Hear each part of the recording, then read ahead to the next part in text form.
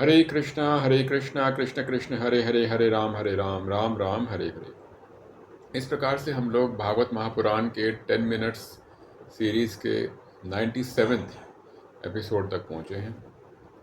और अब हम देखते हैं कि जब भगवान ने सत्यभामा के साथ शादी कर ली, उसके बाद भगवान जो है कृष्ण वो हस्तिनापुर जाते हैं, क्योंकि उनको खबर मिलती है कि पांडव जो हैं उनकी मृत्यु हो गई है, क्योंकि वो जब लाक्षागृह की उसमें वो जल चुके हैं। भगवान को मालूम होता है कि पांडवों का कुछ भी नहीं खराब हुआ है, लेकिन फिर भी वो जाते हैं, हस्तिनापुर जाते हैं बलराम जी के साथ। और उसके बाद कृष्ण भगवान जो होते हैं, जो द्वारका से बाहर होते हैं, तो उस समय अक्रूर तथा कृत्यवर्मा जो है वो सद्धन्वा को कहते हैं कि आप जो मणि है उसको आप चुरा लीजिए, तो जो कि सत्यजीत के पास होती है। तो जो पापी होता है सद्धन्वा, वो क्या करता है, वो सत्यजीत जब सो रहे होते हैं उनकी हत्या कर देता है। और इस प्रकार से ये जो खबर है कृष्ण भगवान तक पहुंचती है। और जब कृष्ण भगवान के पास ये जब खबर पहुंचती है, तो वो सत्यदाना को दंड देने के लिए वापस आते हैं और उनको उनको मृत्यु को प्रदान करते हैं। उसके बाद जो मणि होती है वो अक्रूर के पास होती है, और अक्रूर वहाँ से अपने प्राण को बचाते हुए वो बनारस की तरफ चले जाते हैं।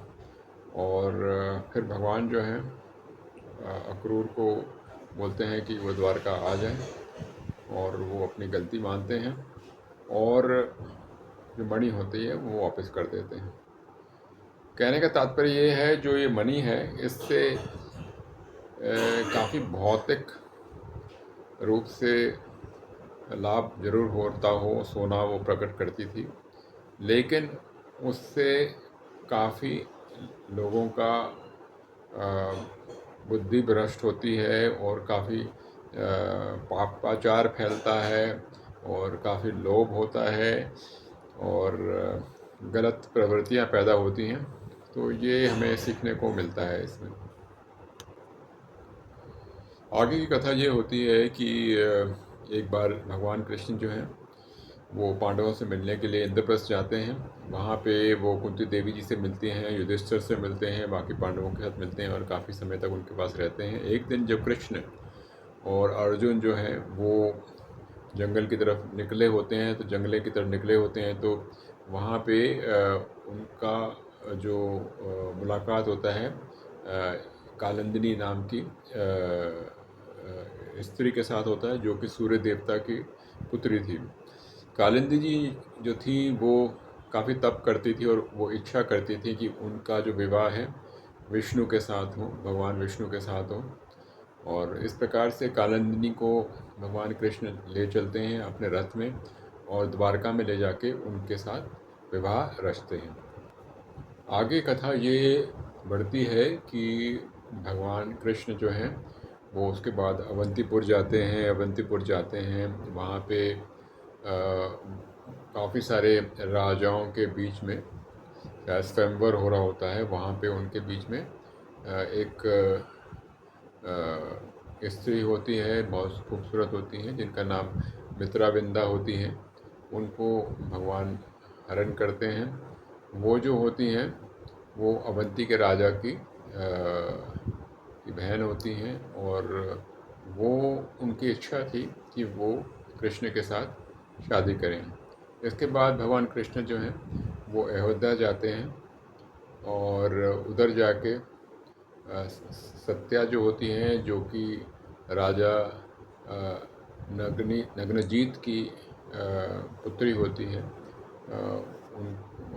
उनको ले आते हैं। 7 बड़े बड़े खूंखार सांडों को हराने के बाद लाते हैं। और उसके बाद बाकी के जो राजा वहाँ आए होते हैं, उपस्थित होते हैं, वो भी भगवान को हराने की कोशिश करते हैं, पर ऐसा हो नहीं पाता। अर्जुन जो उनके साथ होते हैं वो भगवान का साथ देते हैं और उन राजाओं को बछेड़ देते हैं। इसके बाद जो लक्ष्मणा होती है, जो कि राजा मद्रा की पुत्री होती है, भगवान स्वयंवर से उसे ले आते हैं और उसके साथ शादी करते हैं, और उसके बाद उनका विवाह भद्रा के साथ होता है, जो कि कैकेयी राज्य की राजकुमारी होती है। तो जो भौतिक नियम होते हैं वो परमात्मा ईश्वर के लिए लागू नहीं होते हैं। भगवान अपनी लीलाएं करते हैं, और जो हमें लगता है आम रूप पे भौतिक चीज़ें हैं वो ऐसा नहीं होता है। जिन जिन के साथ भगवान की शादी होती है वो कहीं ना कहीं किसी न किसी रूप में उनने किसी न किसी जन्म में ये इच्छा जरूर करी होगी कि परमात्मा जो है, हरि हैं, नारायण हैं, उनकी उनके साथ विवाह हो। तो इस प्रकार से उनकी इच्छाएं पूरा करने के लिए भगवान ये लीलाएं रचते हैं। आगे कथा ये बढ़ती है कि जब बलराम जी ब्रज में थे तो उस समय एक राजा था जिसका नाम था पुंडरका। पुंडरका जो था वो अपने आप को ही परमात्मा मानता था, कृष्ण मानता था, और वो भगवान की तरह ही अपने आप को ड्रेस करता था, और वैसे ही मोर पंख लगाता था, और वैसे ही भगवान की तरह लोगों को बताता था कि वो ही वासुदेव कृष्ण हैं। तो इस प्रकार से वो झूठी मूठी करता था। और तो भगवान ने वहाँ भगवान काशी गए और उनने पुंडरका की जो फौज थी उसको हरा दिया, और जो उसके जो सपोर्ट में थे काशीराज, उनका भी सर कलम कर दिया अपने चक्र के साथ। क्योंकि पुंडरका जो था हमेशा अपने आप को भगवान को याद करता था और भगवान की तरह ही बनने की कोशिश करता था। भगवान भी ने उनको अच्छी गति दी और उनको मोक्ष प्राप्त किया। उधर काशीराज की जो मृत्यु हुई थी उसका बदला लेने के लिए जो उनका जो पुत्र था सुदाकृष्ण, उसने क्या किया, काले जादू का इस्तेमाल किया और एक राक्षस को जन्म दिया। और जो राक्षस जो था उसमें हमेशा अग्नि लगी होती थी। तो वो जो राक्षस था वो द्वारका की तरफ गया अपने हाथ में त्रिशूल लेके। भगवान ने अपना सुदर्शन चक्र जो है छोड़ा उस राक्षस की तरफ।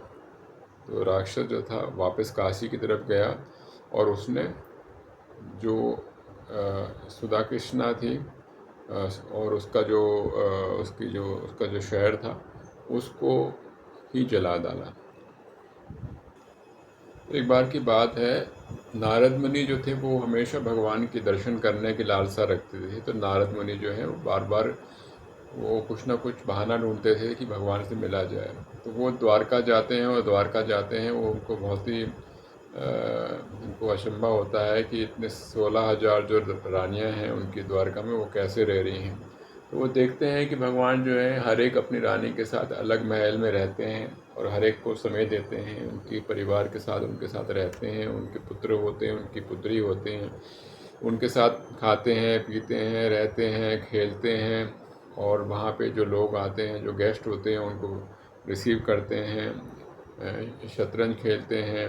जो छोटे छोटे नवजुग शिशु होते हैं उनके साथ खेलते हैं, और ब्राह्मणों को देते हैं, दक्षिणा देते हैं, यज्ञ करते हैं, गायत्री मंत्र का जाप करते हैं।